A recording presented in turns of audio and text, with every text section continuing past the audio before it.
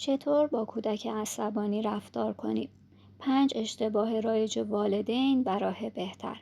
سلام، به رشد آگاه خوش آمدید.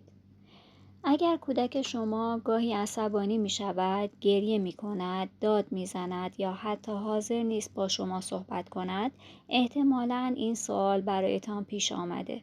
در این لحظه دقیقاً باید چه کار کنم؟ خیلی از والدین در چنین موقعیتی یا سریع شروع به نصیحت می کنند یا تهدید می کنند یا از کودک می خواهند فوراً آرام شود. اما یک نکته مهم وجود دارد. وقتی کودک درگیر یک هیجان شدید است، همیشه بهترین زمان برای آموزش دادن نیست. در این ویدیو می‌خواهیم 5 اشتباه رایج را بررسی کنیم و ببینیم به جای آن چه کاری می‌توانیم انجام دهیم. اشتباه اول، آروم باش.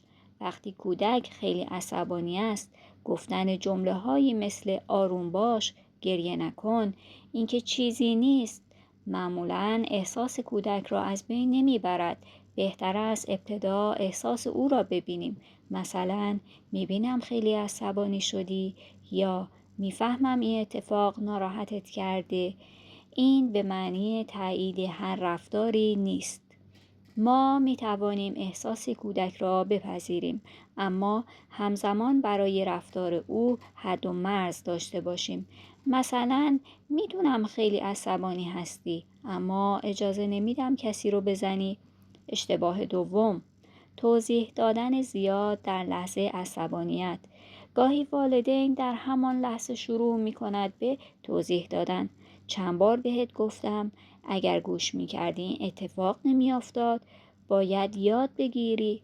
اما وقتی کودک بسیار هیجان زده است، ممکن است اصلاً آمادگی شنیدن یک توضیح طولانی را نداشته باشد. پس اول آرامسازی و ارتباط، بعد وقتی شرایط بهتر شد آموزش. یعنی اول ارتباط، بعد آموزش. اشتباه سوم، تهدید کردن. جمله هایی مثل اگر گریه کنی دیگه فلان چیز رو نمیدم، یا اگر همین الان ساکت نشی میدونم باهات چی کار کنم. ممکن است در کوتاه مدت کودک را ساکت کند، اما هدف ما فقط ساکت شدن کودک نیست.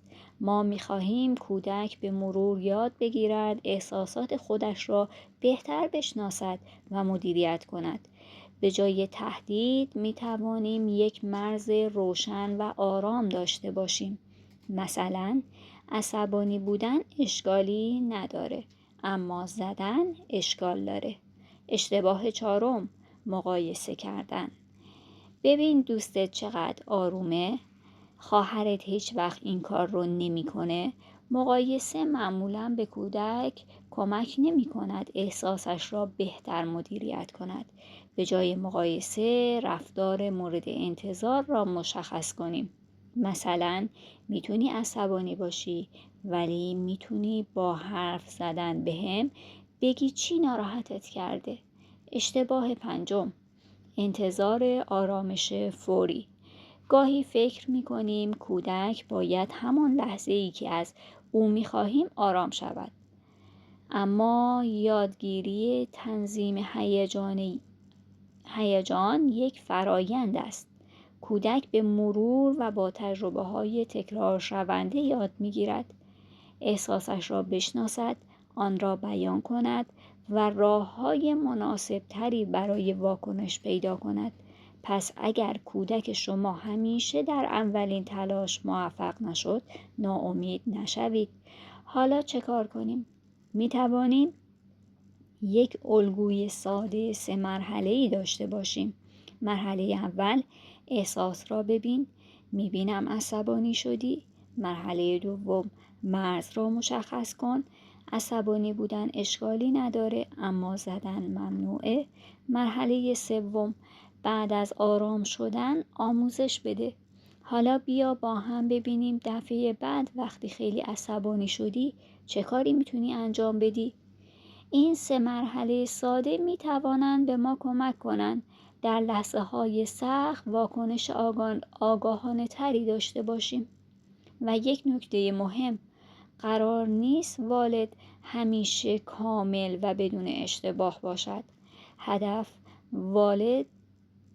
والد کامل بودن نیست. هدف این است که هر روز کمی آگاهانه تر رفتار کنیم.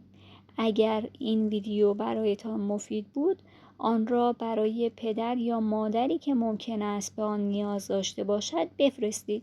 و اگر دوست دارید درباره رفتار و رشد کودک، بازی‌های مناسب، کاربردها و راهکارهای کاربردی بیشتری یاد بگیرید، رشد آگاه را دنبال کنید. هر روز یک قدم برای رشد بهتر کودکان. رشد آگاه.